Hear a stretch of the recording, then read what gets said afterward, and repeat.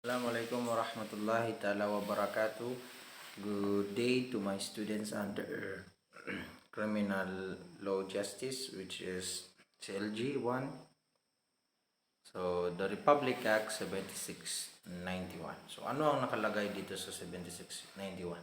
So, this is an act that expanded the jurisdiction of Metropolitan Trial Court, Municipal Trial Court, and Municipal Circuit Trial Court. So, ibig sabihin, pinalawak yung trabaho ng Metropolitan Trial Court, yung jurisdiction, yung area of responsibility, kung saan sila mag-render ng service nila. So, letter A, criminal jurisdiction of the Metropolitan Trial Courts, Municipal Trial Courts, and Municipal Circuit Trial Court has been increased to cover offenses punishable with imprisonment not exceeding 6 years, irrespective of the amount of fine. So, ibig sabihin, ang Metropolitan Trial Court, lahat ng nabanggit is pupuli na silang mag-cater ng imprisonment or punishment na not exceeding 6 years. A consequence, the RTCs have no more jurisdiction over offenses committed by public officers and employees in relation to their office where the offense is punishable by 4 years and 2 months up to 6 years. Ibig sabihin, ang Regional Trial Court is hindi na nila saklaw ang mga offenses ng ating mga government employees, public officers na may kaso tungkol sa halimbawa administratively, for example. So, punishable administratively, criminally, ang kanilang kaso is punishable by 4 years and 2 months up to 6 years. Always remember. Letter B, in cases where the only penalty provided by law is a fine. So, ibig sabihin, if ever ang punishment lang na binigay is fine, ibig sabihin, magbabayad ng multa, the MCTs and MTCs shall have jurisdiction if the fine imposed is not more than 4,000. If ibig sabihin, hindi lalagpas ng 4,000, so ang hahawak ay ang ating MTCs, MCTCs, and MTCs. Okay, this rule does not apply to offenses involving damages to property through criminal negligence, irrespective of the amount of imposable fines. Such as offenses are under the inclusive jurisdiction of the MTCs, MCTs, and MTCs. So, itong rule na to is hindi mag-apply sa offenses na may, halimbawa, damages to property through criminal negligence. Ibig sabihin, dahil sa kapabayan, irrespective, ibig sabihin, kahit ano pang multa. Okay. So, such offenses, ang mga offenses na yan are under the exclusive.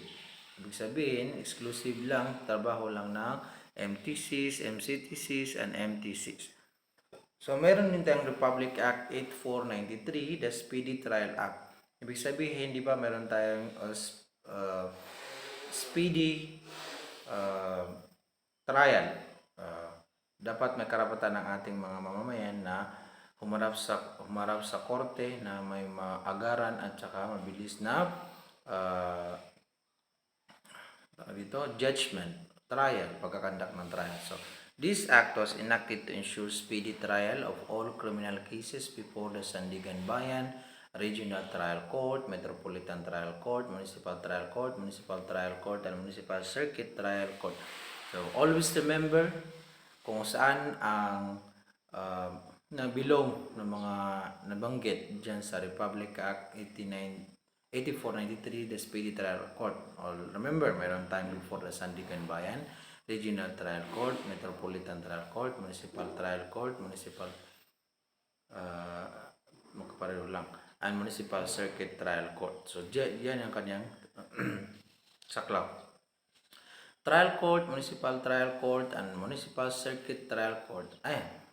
Under this act, the following section gives on the speedy resolution of cases. Yung may mga kaso na undergoing ang trial, so ibig sabihin dapat mabilisan ang pagkakandak dun sa mga korte. Letter A, Section 2, mandatory pre-trial and criminal cases. So, compulsory, mandatory ang pagkakandak ng pre-trial sa criminal cases. After an arraignment, it is mandatory for the judge to issue an order for the pre-trial conference to consider the following. So, inoblige nito ang ating mga judges na mag-issue ng order for pre-trial conference. Bakit? Letter A, to conduct plea bargaining. So, pag-usapin natin yung dalawang panig if ever na mayroong mga pagkakasunduan para mabilisan yung kaso. Stipulation of facts, paglalagay ng mga facts, admission of facts, baka mamaya, baka may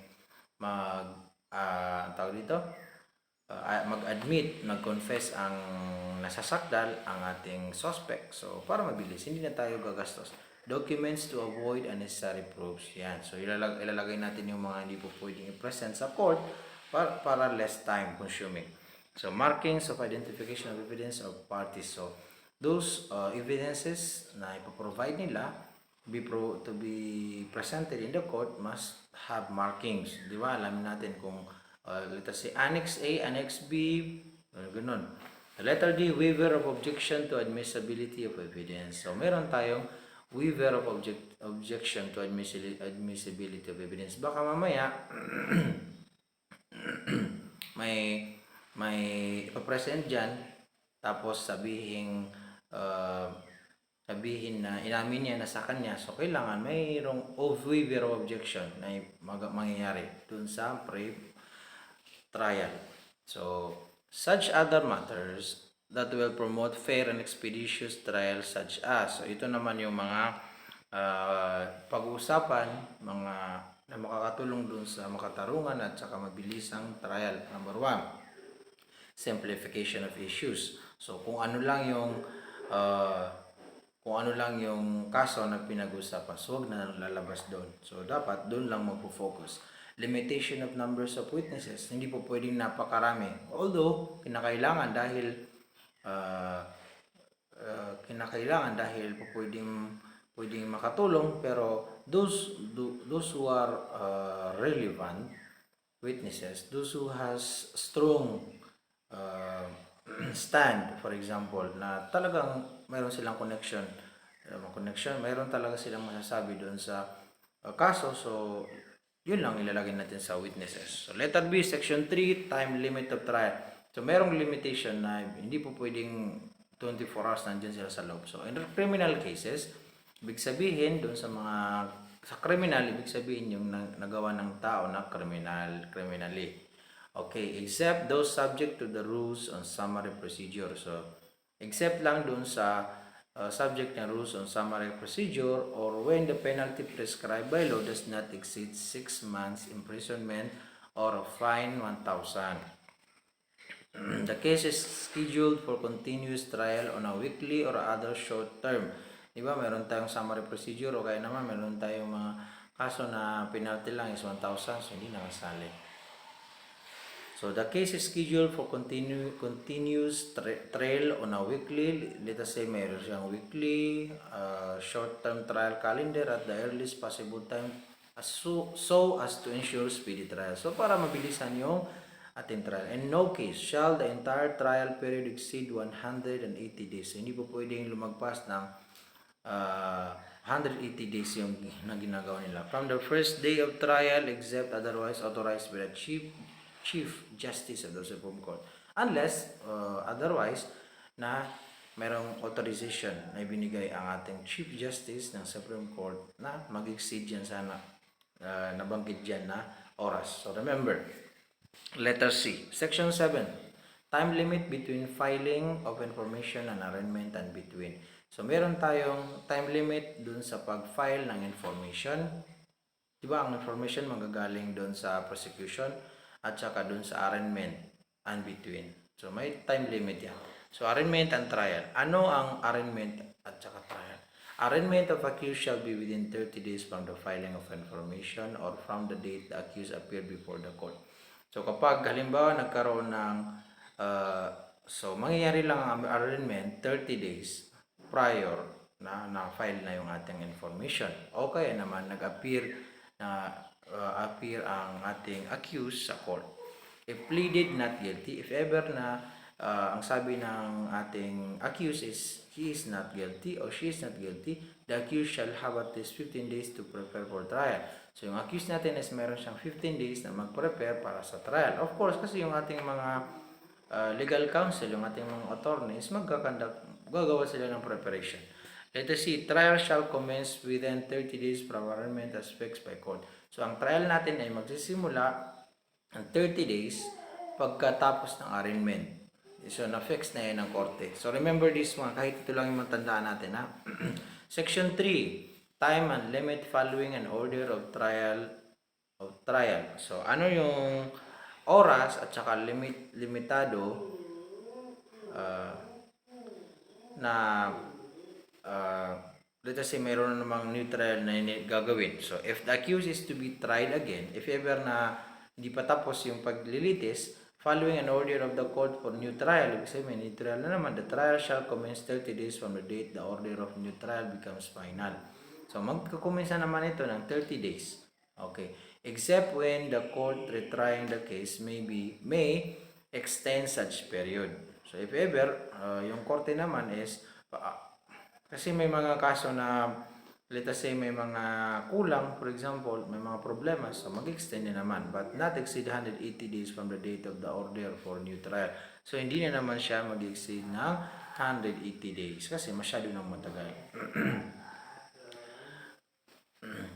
Ground to consider for new trial. So, ano naman ito? Ano naman yung mga ground na dapat nating i-consider bago tayo magkaroon ng new trial? So, hindi naman basta-basta magkakandak ng new trial, di ba? That error of law or irregularities has been committed during the trial prejudicial to the defendant. Ibig sabihin, nabigyan siya ng final verdict. So, let us say, nabigyan natin siya ng final verdict pero may mga irregularities pala, may mga problema. So, magkakandak tayo ng new trial. That new material evidence has been discovered. Ibig sabihin, mayroong mga evidences na bago lang na nakita, na lumabas. Okay.